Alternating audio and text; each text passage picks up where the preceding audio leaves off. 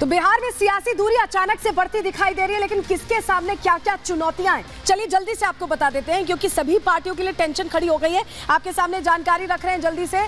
देखिए, विधायकों को एकजुट करना, कांग्रेस के सामने क्या चुनौतियां ये समझिए पहले। विधायकों को एकजुट रखना, कहीं खिसक ना जाए, दरक ना जाए, दूसरे तरफ ना चले जाएं, इसकी कहीं ना कहीं संभावना बनी हुई है। बदले समीकरण में मजबूत रहना होगा कांग्रेस को, अपने जो तमाम चेहरे हैं उनको मजबूत रखना होगा। नीतीश के साथ जाने का फैसला बीजेपी ने लिया है। देखिए, अब ये बीजेपी की चुनौतियां आपको बता रहे हैं। नीतीश के साथ जाने का जब फैसला ले लिया है तो नीतीश की एंट्री के लिए कार्यकर्ताओं को समझाना होगा, क्योंकि एग्जिट जब हुआ था तब भी बवंडर मचा था, अब समझाना पड़ेगा। अब आरजेडी के सामने क्या चुनौती, सबसे बड़ी चुनौती देखिए, बोल्ड में यहां लिखा हुआ है, सरकार बचाना। जी हां, क्योंकि सरकार में बने रहना या बचाना सबसे बड़ी चुनौती बनी, और नीतीश को मनाना, क्योंकि नीतीश तो बहुत नाराज है, बात भी नहीं करना चाह रहे, दूरियां बहुत बढ़ गई हैं तेजस्वी से।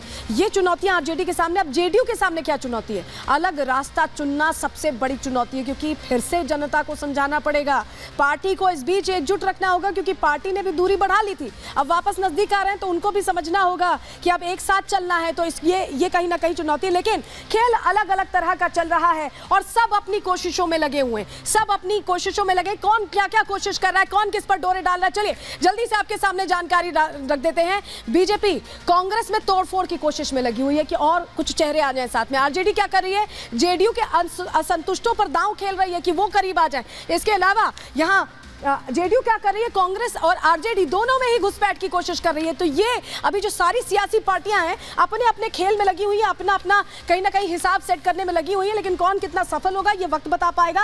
अब अलग अलग तरह के बयान भी आ रहे हैं, आप ये देख रहे हैं कि बयानों का जो खेल है वो बहुत तेजी से चल रहा है। तो क्या बयान आ रहे हैं, कौन कौन क्या क्या कह रहा है, जल्दी से ये भी अब आपको बता देते हैं, क्योंकि इन बयानों के मायने बहुत हैं, इन बयानों के मायने बहुत है, और बिहार की राजनीति में बयान ही बहुत कुछ तय करते हैं। चलिए जल्दी से आपको बता देते हैं, जल्दी से जानकारी आपके सामने रखेंगे, आपके सामने रख देते हैं। सबसे पहले देखिए, सुनील कुमार जो जेडीयू सांसद हैं, वो कह रहे हैं कि नीतीश और मोदी की जोड़ी विकास के लिए जरूरी है। बात देखिए, पहले कुछ और कही गई थी, अब बातें कुछ और होती जा रही हैं, जल्दी जल्दी से बदलेंगे, जल्दी जल्दी से बयान बदलेंगे। देखिए, अब तेजस्वी यादव कह रहे हैं ऐसे तख्ता पलट होने नहीं देंगे, खेल अभी बाकी है। तेजस्वी कह रहे हैं हम ऐसे नहीं हार मानेंगे। इसके अलावा पशुपति पारस क्या कह रहे हैं, जो केंद्रीय मंत्री भी हैं, बिहार में सरकार बदलेगी, 24 घंटे इंतजार करिए। इंडिकेशंस देखिए बयानों से मिल रहे हैं। आगे बढ़ते हैं, नीरज कुमार जो प्रवक्ता हैं जेडीयू के, वो कह रहे हैं कि आरजेडी के बयान से साफ है कि उनके पेट में पाप है, वो अब इनके भी सुर बदल गए हैं। इसके अलावा विजय मंडल जो विधायक हैं आरजेडी के, वो कह रहे हैं कि नीतीश सबसे बड़ा ठग है, किसी का नहीं, वो अपने मुख्यमंत्री के लिए ऐसा कह दे रहे हैं, इसका मतलब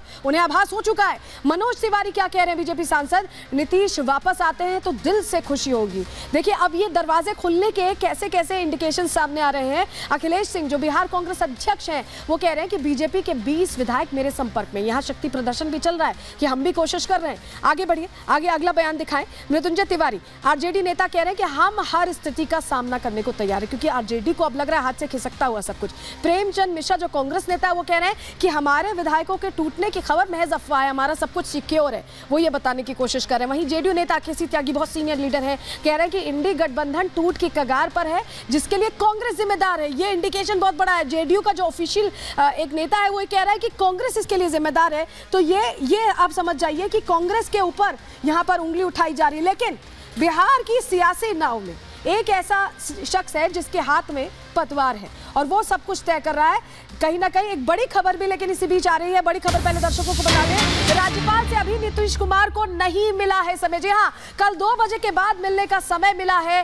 कल यानी वो दिन होगा जब सब कुछ बदलता बिहार में नजर आएगा। और जो जानकारी मिल रही है कि बिहार की सियासत से जुड़ी बड़ी जानकारी, समय अब तक नहीं मिल पाया है, कल 2 बजे के आसपास समय मिलने की बात समझ में आ रही है। ये बड़ी खबर इस वक्त बता रहे हैं दर्शकों को, कल 2 बजे के बाद मुलाकात हो सकती है। और हमारे साथ हमारे 2 सहयोगी जो लगातार हर अपडेट सबसे पहले रिपब्लिक भारत पर दर्शकों तक पहुंचा रहे हैं, अनामिका सिंह काली और अनूप हमारे साथ जुड़े हुए हैं। सबसे पहले अनूप आपके पास आ रहे हैं। अनूप, खबर ये मिल रही है कि कल वो दिन होगा जो सब कुछ तय तमाम कर देगा बिहार की राजनीति का, जरा बताइए क्या 2 बजे के आसपास का समय मिला है, क्या और डिटेल्स है?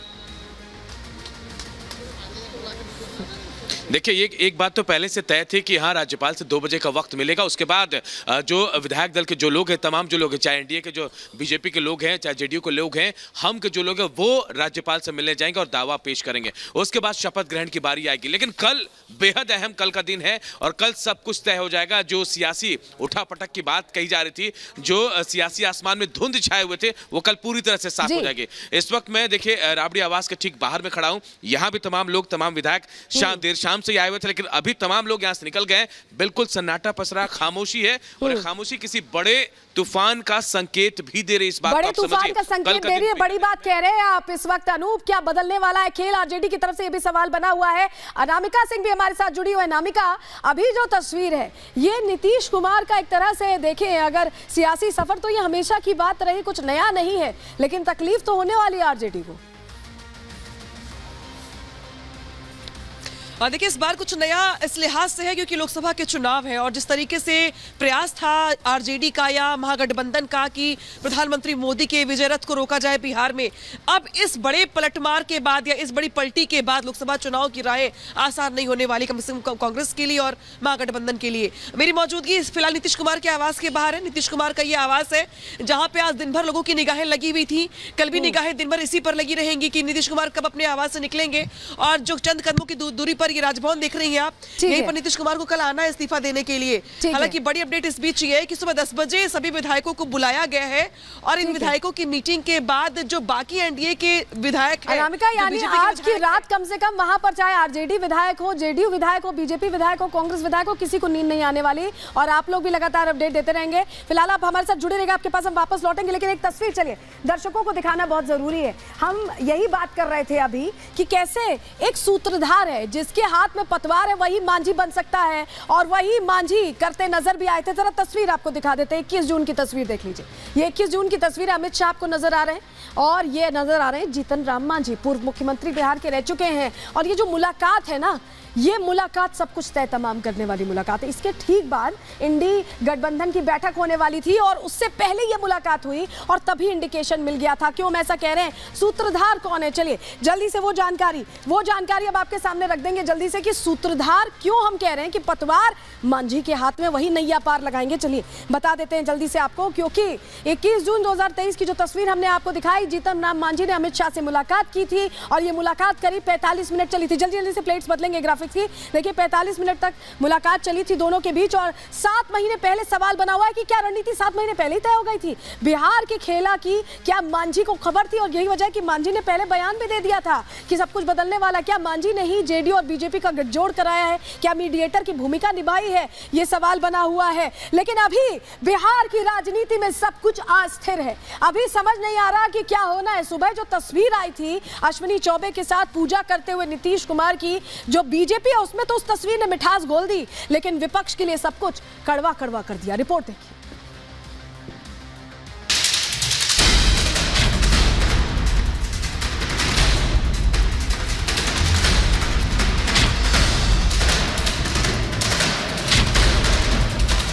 बिहार की राजनीति के लिए नीतीश कुमार जरूरी भी हैं और मजबूरी भी।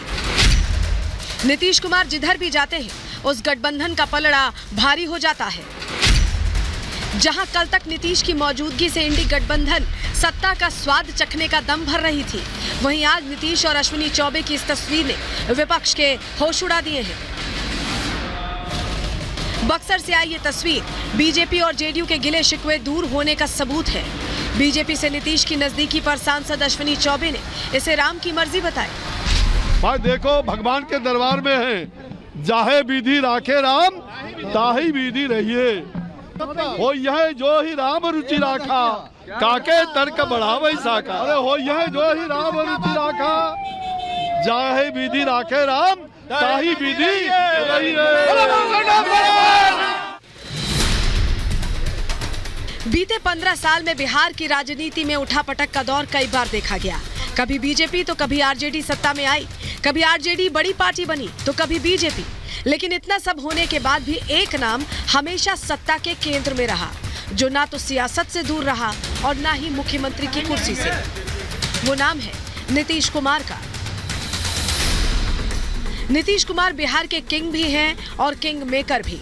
जब पूरा विपक्ष बिखरा हुआ था तब नीतीश ने आगे बढ़कर सभी दलों को एक किया, इंडी गठबंधन बनाया, लेकिन गठबंधन का चेहरा न बन सके।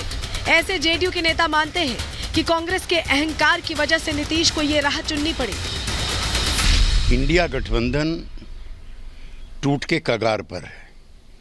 जिस मेहनत से, जिन इरादों से नीतीश कुमार ने इसको संगठित किया था, कांग्रेस पार्टी के गैर जिम्मेदाराना और अड़ियल रवैये ने इसको तार तार कर दिया है। नीतीश के यू टर्न से जहां आरजेडी के कई सपने बिखर गए हैं, वहीं सबसे ज्यादा टेंशन कांग्रेस को है। राहुल की न्याय यात्रा बिहार में दाखिल होने वाली है। उससे पहले ही बिहार में एक और खेला होने की आहट है। आज पूर्णिया में कांग्रेस विधायकों की बैठक होनी थी, लेकिन सूत्रों की माने तो 9 विधायक बैठक में नहीं पहुंचे। कांग्रेस को नीतीश की नाराजगी की वजह तो पता है, लेकिन इस सियासी संकट से निकलने का रास्ता नहीं मालूम। ये जिम्मेदारी नीतीश जी की है कि वो इस सिचुएशन को क्लैरिफाई करें कि वो इंडिया में रहना चाहते हैं कि एनडीए में रहना चाहते हैं। उनके स्पोक्स पर्सन ने कहा है कि वो इंडिया में ही रहेंगे। तो जब तक नीतीश जी क्लैरिफाई नहीं करेंगे, ये सिचुएशन बाकी रहेगी। बिहार की सियासत में फिलहाल जिस बदलाव की पटकथा तैयार हो चुकी है, उससे जहां इंडी गठबंधन का सबसे ज्यादा नुकसान होगा, वहीं बीजेपी को लोकसभा में माइलेज मिलना तय है।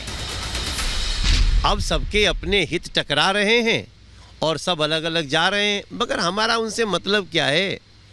नरेंद्र मोदी जी 60% वोट लेकर के पुनः वापस आ रहे हैं। इंडी गठबंधन में लगातार बिखराव जारी है। पहले ममता बनर्जी ने बंगाल में अकेले चुनाव लड़ने की घोषणा की। उसके बाद पंजाब के मुख्यमंत्री भगवंत मान ने भी इशारा कर दिया कि आम आदमी पार्टी भी अकेले ही चुनाव में उतरेगी। इसके बाद अब बिहार में भी हालात बदल गए हैं। जिस इंडी को नीतीश ने खड़ा किया, अब हो सकता है कि वो उसके खिलाफ ही चुनाव में उतरे। बंगाल, पंजाब और बिहार के बाद अब यूपी में भी सीट शेयरिंग पर पेच फंसना तय है, क्योंकि अखिलेश यादव ने ट्वीट करके साफ कर दिया है कि वो कांग्रेस को 11 सीट से ज्यादा नहीं देने वाले। अब देखना यह दिलचस्प होगा कि राहुल की यात्रा के खत्म होते होते कितनी पार्टियां इंडी गठबंधन में बनी रहती हैं। Bureau report, Republic Bharat.